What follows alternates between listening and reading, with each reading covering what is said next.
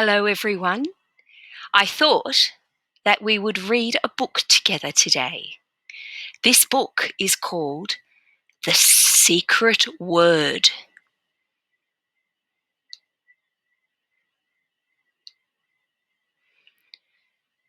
Come on over, said Denise, talking into the telephone. I want to show you my new stickers. I'll be right there, said Rachel.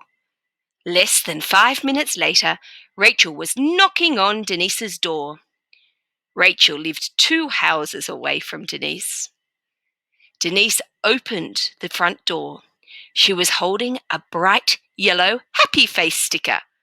Cool, Rachel said. I've got about 20 of them, said Denise with a smile. Come on in, and I'll show them to you. The girls went up to Denise's bedroom, where they had had many sleepovers. They had known each other since they were 4 years old. They were best friends. They walked back and forth to school together every day and playing together all summer long. Once, when Denise was feeling queasy, Rachel made her some hot tea and brought it over. When Rachel broke her foot, Denise carried her backpack to school every day. Together they planned ventures such as selling lemonade on hot summer's days. Being best friends didn't mean that the girls were identical. Denise was very adventurous and often came up with wild ideas. Once she wanted to build a pond in her backyard. Rachel was more cautious. She usually thought about things a little more, and she often had to gently convince Denise that one of her ideas was unsafe. They were a good team. Denise helped Rachel to be more imaginative, and Rachel helped Denise to be more responsible.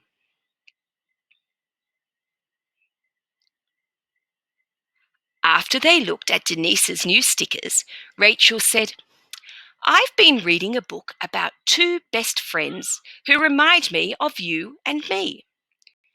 Did they colour their hands green with markers and wave to cars like we did? Asked Denise. The girls laughed, remembering how much fun they had had that day. No, but they did something really neat. They made a friendship pact, a special agreement between the 2 of them where they promised to never tell each other's secrets to anyone else, replied Rachel. We should do that, said Denise. Okay, said Rachel. Here's what they said in the book. I, Kelly, promise to never tell anyone Suzanne's secrets. Let's say it just like that, said Denise.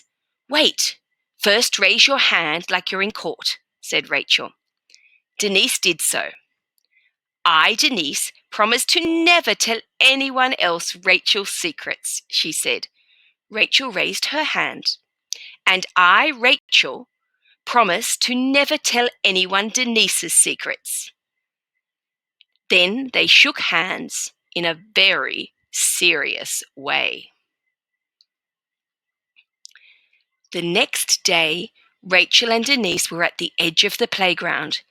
They went there when they wanted to be alone. We should have a secret code word that we can say to each other when we want to meet here, Rachel suggested. We can say polka dots. We can't just say it because the kids would figure it out. We have to work it into our conversation. Like, I'm getting some polka dot pants tomorrow, said Denise. Exactly, but remember, we can never tell anyone else, said Rachel. One morning, their teacher, Mr. Anderson, came up to them. There was a new girl with him. This is Angela. She's just moved here this week, he announced. They all said hello. Angela turned to Denise and said, I like your shoes. I want to get a pair just like them. Thanks, Denise answered. Angela sat at the same group of desks as Rachel and Denise. Rachel wasn't very happy that Mr. Anderson had foisted Angela on them. Over the next few weeks, the girls got to know Angela. Denise got along with her better because Angela asked questions that Rachel thought were nosy. One day, when Rachel was absent, Angela asked Denise, "Why do you and Rachel always mention polka dots?" "It's our code word," answered Denise. "What does it mean?" Angela asked. Denise wasn't sure what to do. She had promised Rachel, but she also didn't want to disappoint her new friend. "You can't tell anyone, but it means to meet at our special place," said Denise reluctantly. Rachel returned to school the next day. During math, Angela leaned her head towards Rachel and murmured, "Polka dots means to go to the secret place." Rachel got an annoyed look on her face and turned away. Denise was shocked that Angela had revealed their secret. For the rest of the school day, Rachel wouldn't speak to Denise or Angela. When the bell rang, Rachel started to walk home without Denise. "Rachel, wait!"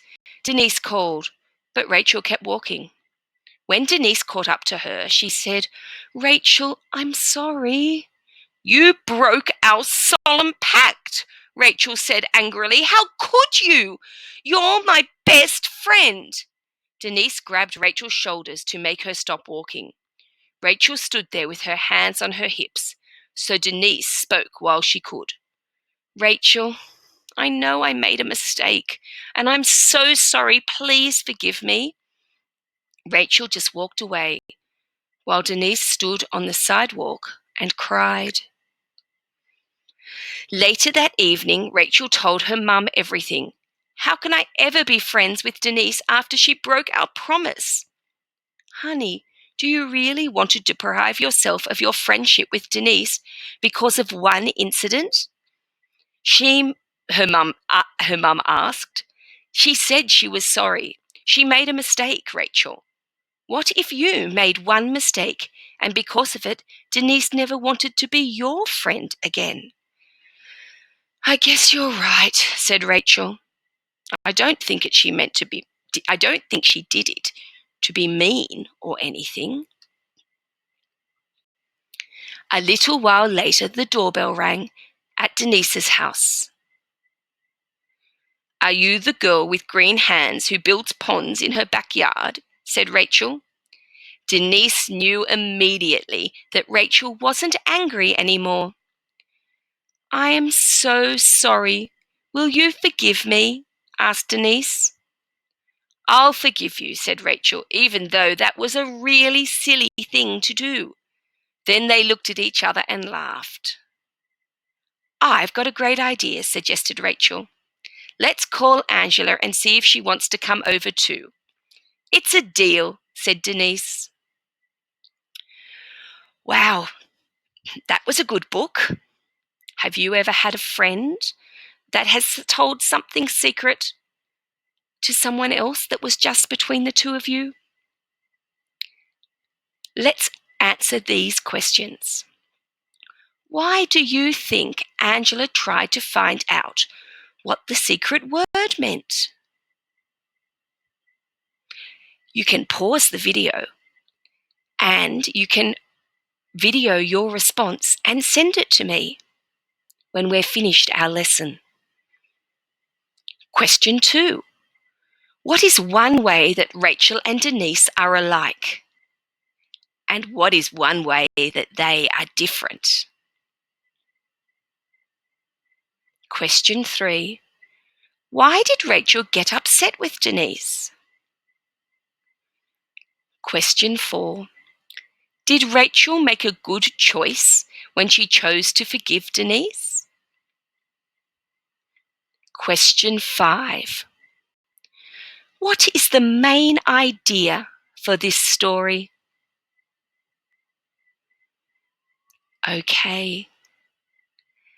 I would like you to write a conversation that Rachel and Denise might have had at the end of the story. You can write that down and you can either email it to me or take a photo and send it to me. In this story, Rachel forgives Denise. I'd like you to tell your mum or your dad or your sister or your brother a time when you forgave someone. Okay, thank you very much. I hope you enjoyed our story. Bye-bye.